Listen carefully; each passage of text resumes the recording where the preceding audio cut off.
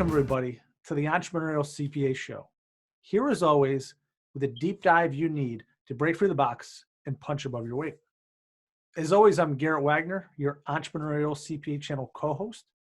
And because Dr. Sean is still on lockdown, we're bringing our special guest host, and I decided to mix it up this time.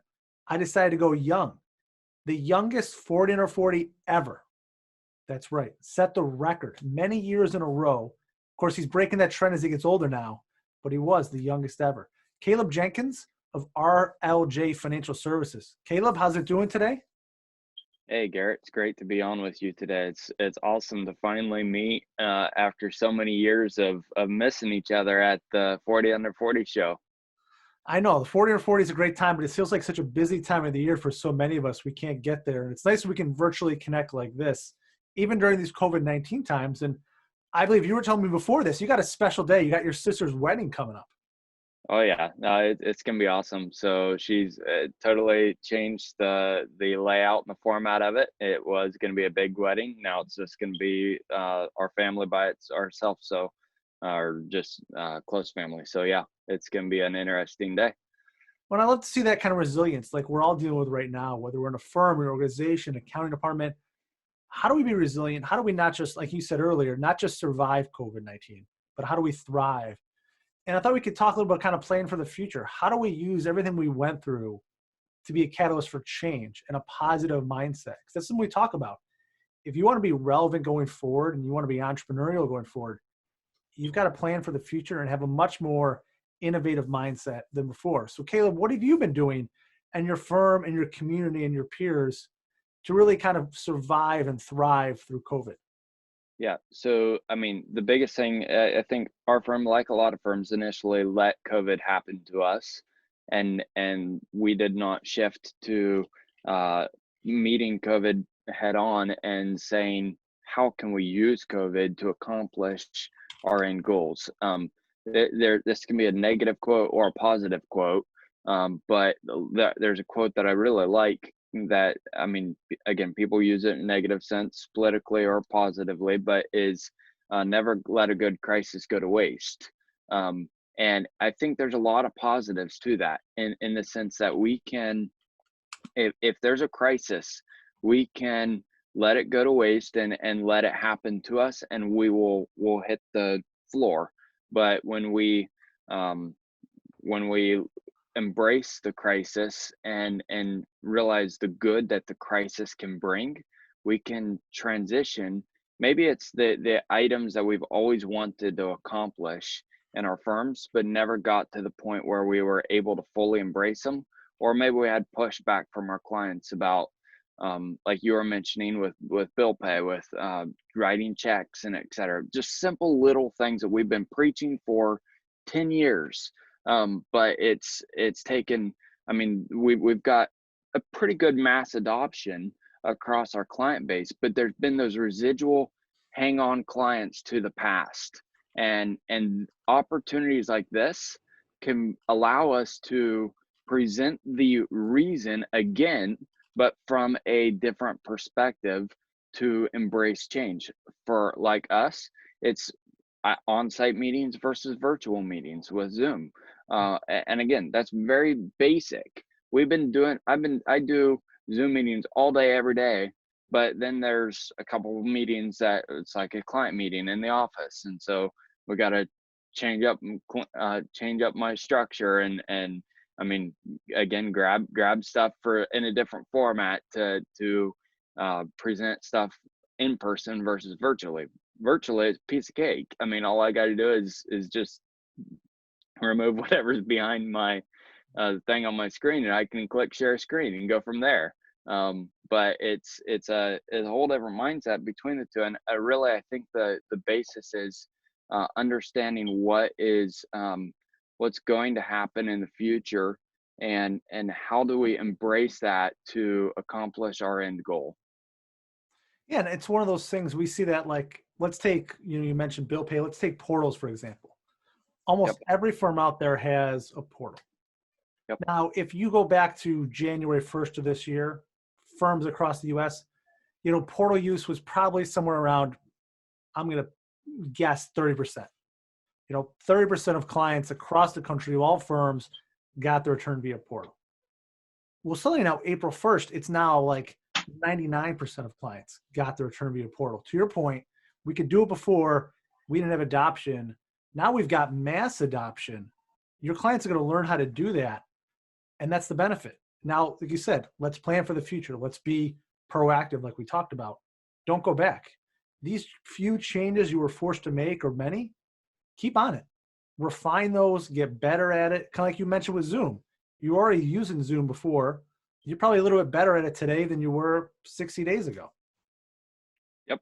I mean, just little aspects. I mean, there's security stuff that's came out about Zoom and et cetera. So I always took the approach of let's make it as clean and simple as whatever to get into stuff. Well, maybe we shouldn't be doing the cloud recordings in some cases, and maybe we should be locking the meetings, especially for client confidential meetings, and et cetera. So, I mean, just simple little things like that. Yeah, we always learn. We improvise as we go on. I think the mentality is again comes back to a mindset, because I've seen this a little bit. Is some of my clients that are afraid of this stuff, then they see some of the news like with Zoom and et cetera, with the negativity that was around the security there, and they say, "Oh, okay, that's why I don't do that stuff." Um, and it's like, well, no, I mean, maybe there was some negative stuff. Maybe there's some stuff to be cautious about, but let's embrace it further and really improvise based on that, and make some changes within the platform to really utilize it to its fullest potential. Yeah, even like that with Zoom, and that's been a hot topic. The security features of Zoom. For the most part, they're not really big data breaches or risks. Because in the end of the day, like as long as you're not showing someone's social security, date of birth, bank account, or routing number over Zoom, you're fine. If someone wants to hijack the stream of this recording and listen to it before I post it on social media, go for it. There's no trade secrets. There's nothing valuable there. But let's pull it back to the important thing you said, and we'll make it back to about you specifically. Give you a little credit here. You were pretty remarkable. You're one of the youngest 40 under 40 ever, as I mentioned. So what about your mindset helped you achieve that goal and then be ready to embrace COVID, where so many CPAs and accountants, unlike you, are just kind of feeling like overwhelmed by this change? You keep talking about having that mindset and thriving through this. What helped you get there? Mhm.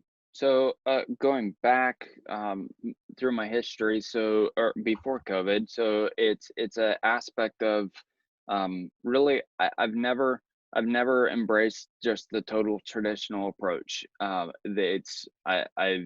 not a CPA. I never even finished my bachelor's degree.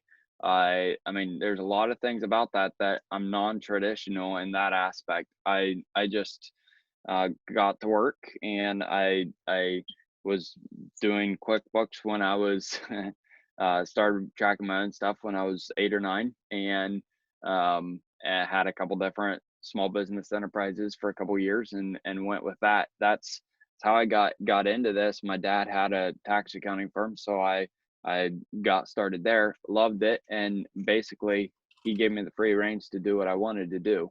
And that was pretty cool. And I got into the QuickBooks space, got into uh, got into the depths of it, the weeds of it, learned it. I mean, got into phone calls with QuickBooks support, got into the depths of it, and really got in there. But then it's like there's more to it than just the technical aspects, and so started going to some conferences, QuickBooks Connect, and for the first one, and then the Scaling New Heights and other shows and et cetera. And that was really cool because that provided a community of support and a different mindset for the future. And there's things like QuickBooks Online. Well, why aren't we using that? Well, so we embrace that. Well, all of that carries down to COVID-19 in the sense of um, we have to be embracing the change that's in front of us. I mean, I don't think a lot of us are going to go directly back to what we were on March 1st. We're going to have some elements of residual change going forward, there's going to be some aspects that will revert to somewhat what we were eventually. But there's going to be some aspects that are never going to be quite the same as what they were. And so what elements are those that we are going to force to be the outcome? We can either force what we want to happen, or we can let our clients or the economy or the just the general brand of what's happened, or general strain of what's happening, to dictate what we force to happen. And so I think it's a I don't know really.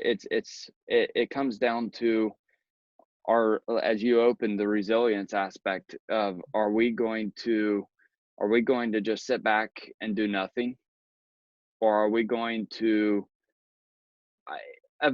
everything I think takes time to change. So, I mean, I don't think anybody was March 15th just immediately bang on the spot, had everything prepared for COVID-19, and bang, they were ready to go, and et cetera. You have a time of transition, but are you going to embrace that as an opportunity to transition?